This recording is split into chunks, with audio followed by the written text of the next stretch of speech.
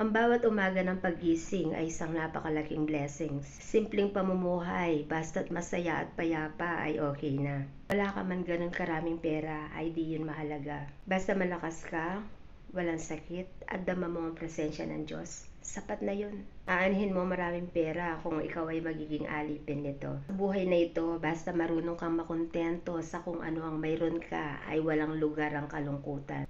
Basta marunong kang magpursigi, hindi ka mananatiling nangangarap lang. Pagkukulan mo ng pansin ang mas pinakamahalagang bagay sa buhay mo.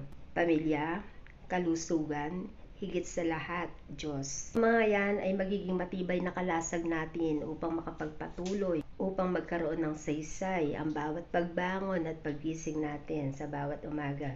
Kailangan natin ng balansing buhay upang mabuhay, upang tunay na maging maligaya. Ang bawat araw ay isang pribilehiyo. Pahalagahan ang bawat tiktak ng orasan.